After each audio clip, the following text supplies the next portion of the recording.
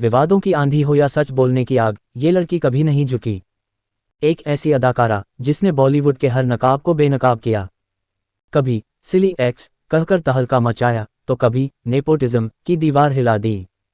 ये है कंगना रनौत की वो कहानी जो सिर्फ ग्लैमर की नहीं, बल्कि संघर्ष, बगावत और हिम्मत की मिसाल है। तो बने रहिए हमारे साथ इस वीडियो के अंत तक और जानिए कंगना से जुड़ी वो सारी कंट्रोवर्सीज जिन्होंने उन्हें बना दिया क्वीन ऑफ कंट्रोवर्सी। वीडियो पसंद आए तो लाइक जरूर करें, कमेंट में अपनी राय बताएं और सब्सक्राइब करके जोड़िए हमारे साथ, क्योंकि हम लाते हैं आपके लिए ऐसी ही दमदार कहानियां। बॉलीवुड एक्ट्रेस कंगना रनौत का असल जिंदगी में विवादों से गहरा नाता है। कई बार वह विवादों में घिर चुकी हैं, इसके बावजूद वह किसी भी मामले में बोलने से डरती नहीं। शिवसेना नेता से बहसबाजी हो या फिर पत्रकार को निशाने पर लेना, कंगना खुलकर अपनी बात रखती हैं। उनके बेबाकी और बोल्ड अंदाज की वजह से इंडस्ट्री में कई लोग उन्हें पसंद नहीं करते हैं। कंगना ने फिल्म इंडस्ट्री में जब से कदम रखा है, तभी से वह विवादों में घिरी रही हैं। राजकुमार राव के साथ अपनी फिल्म जजमेंटल है क्या से जुड़ी एक प्रेस कॉन्फ्रेंस में कंगना रनौत की एक पत्रकार से बहस हो गई थी। मुंबई में हुई इस प्रेस कॉन्फ्रेंस में सवाल जवाब का सेशन चल रहा था। इसी दौरान एक पत्रकार ने कंगना से सवाल किया, जिस पर वह भड़क गईं। कंगना ने पत्रकार का पक्ष सुने बगैर उन पर आरोप लगाने शुरू कर दिए। कंगना ने इस पत्रकार पर आरोप लगाते हुए कहा कि फिल्म मणिकर्णिका से जुड़े एक इंटरव्यू के दौरान उन्होंने कंगना के साथ वैनिटी वैन में 3 घंटे बिताए और उनके साथ लंच भी किया और इसके बाद अगले दिन उनके और फिल्म मणिकर्णिका के खिलाफ घटिया बातें लिखीं। कंगना पर पलटवार करते हुए पत्रकार से स्पष्ट किया, न तो मैंने कभी आपके साथ कभी लंच किया और न ही वैनिटी वैन में आपके साथ 3 घंटे रुका। पत्रकार बार बार कंगना को अपना पक्ष स्पष्ट करने की कोशिश कर रहा था, लेकिन कंगना अपनी बात पर अड़ी रहीं। यही नहीं, कंगना लगातार पत्रकार की आलोचना करती रहीं और अपने खिलाफ घटिया सोच रखने का आरोप भी लगाया। आइए जानते हैं ऐसी कंट्रोवर्सीज के बारे में जिन्हें लेकर कंगना सुर्खियों में बनी रहीं। ऋतिक रोशन का कंगना के साथ लंबा विवाद चला है। दरअसल ऋतिक रोशन फिल्म सुपर 30 के प्रमोशन के लिए पहुंचे तो उनसे कंगना की फिल्म जजमेंटल है क्या विवाद पर सवाल किए गए थे। ऋतिक ने इस सवालों का जवाब कुछ यूं दिया, मैं समझ चुका हूं कि इन विवादों को किस तरह से हैंडल किया जाए। इन बेवजह की परेशानियों से लड़ने का सही तरीका है इन पर पेशेंस बनाए रखना, ना कि इन पर बहस करना। ऋतिक रोशन ने आगे कहा, अब ये समाज पर निर्भर करता है, जो खुद को निष्पक्ष बताता है कि वह इसे मामले को हैरेसमेंट के तौर पर देखता है या नहीं। ऋतिक रोशन ने कहा, अगर मैं फिल्म क्लैश से पीछे हट जाता हूं, जो मुझे पता है कि पहले से ही सोचे समझे तरीके से तय किया गया है, तो मैं कमजोर दिल वाला और दुखड़ा सुनाने वाला नजर दिखाई देता हूं। मैंने सीख लिया है कि कैसे इन चीजों से बेअसर रहा जाए।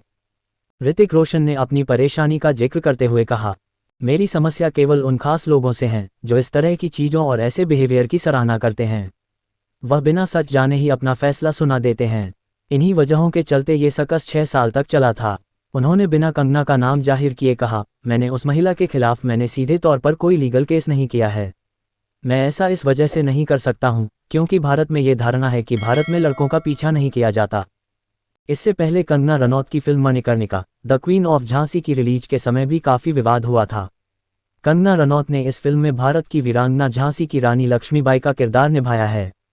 इस फिल्म को बनाने से लेकर इसके रिलीज होने तक कंगना विवादों से घिरी रहीं। Film Manikarnika the queen of Jhansi की रिलीज से एन पहले करनी सेना की तरफ से कंगना को धमकी मिली थी, लेकिन कंगना ने इसका मुंहतोड़ जवाब देते हुए कहा, मैं राजपूत हूं और अगर मुझे परेशान करना बंद नहीं किया तो एक एक को बर्बाद कर दूंगी।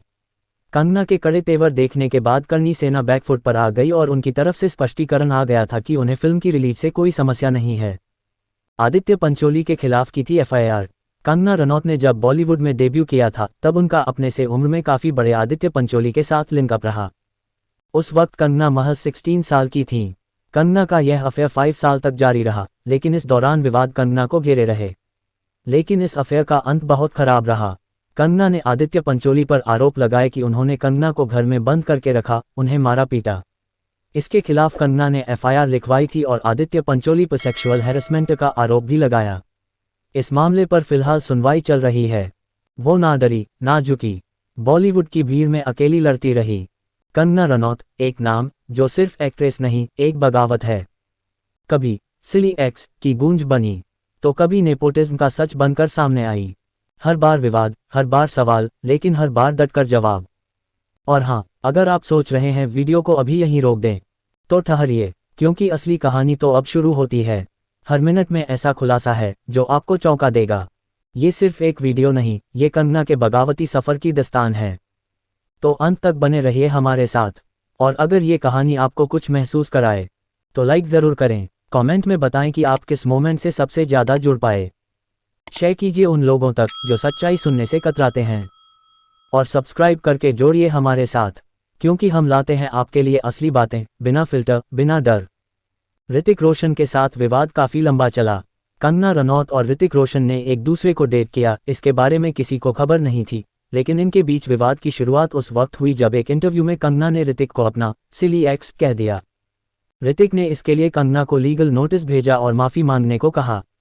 इस दौरान कंगना पर तरह तरह के आरोप लगाए गए, उन्हें मानसिक रूप से बीमार तक करार दिया गया। यही नहीं, ऋतिक की एक्स वाइफ सुजन ने भी कंगना पर सवाल उठाए, लेकिन कंगना अपने बयान पर अडिग रहीं और लंबे वक्त बाद जाकर मामला शांत हुआ। काला जादू करने का लगा आरोप। अपने समय के चर्चित एक्टर रहे शेखर सुमन के बेटे अध्ययन सुमन के साथ रिलेशनशिप को लेकर भी कंगना विवादों में रहीं। अध्ययन सुमन ने अपने इंटरव्यूज में बताया कि कैसे उन्हें कंगना से प्यार हो गया और कंगना ने उनकी जिंदगी बर्बाद कर दी। अध्ययन ने कहा कि कंगना उन्हें चोट पहुंचाती थी, उन्हें बुरा भला कहती थी, यहां तक कि उन पर काला जादू भी करती थी। हालांकि इन सब आरोपों को कंगना ने सिरे से खारिज कर दिया था। करण जौहर के महिला किरदारों पर कंगना ने उठाए थे सवाल। कंगना ने करण जौहर के चैट शो कॉफी विद करण में उन्हें भाई भतीजावाद फैलाने वाला करार दिया था। #MeToo पर करण जौहर की तरफ से कुछ ना कहे जाने को लेकर भी कंगना ने उनकी खिंचाई की थी। करण जौहर की फिल्मों में महिलाओं की भूमिका पर कंगना ने अपने एक बयान में कहा, लड़कियों को बाबी डॉल की तरह से दिखाना सही नहीं है। और जो पुरुष लड़कियों को कपड़ों की तरह बदलते हैं, उन्हें हीरो बनाकर क्यों पेश किया जाता है? क्या इस तरह से कभी किसी महिला किरदार को ग्लोरीफाई किया गया है? करण जौहर पर अपने इस तरह के तीखे बयानों से कंगना ने काफ़ी सुर्खियां बटोरी थीं। आलिया भट्ट को बताया करण जौहर की कठपुतली। करण जौहर के शो में नेपोटिज्म पर सवाल उठाने के बाद कंगना आलिया भट्ट पर कई बार खुलेआम निशाना साधती नजर आईं।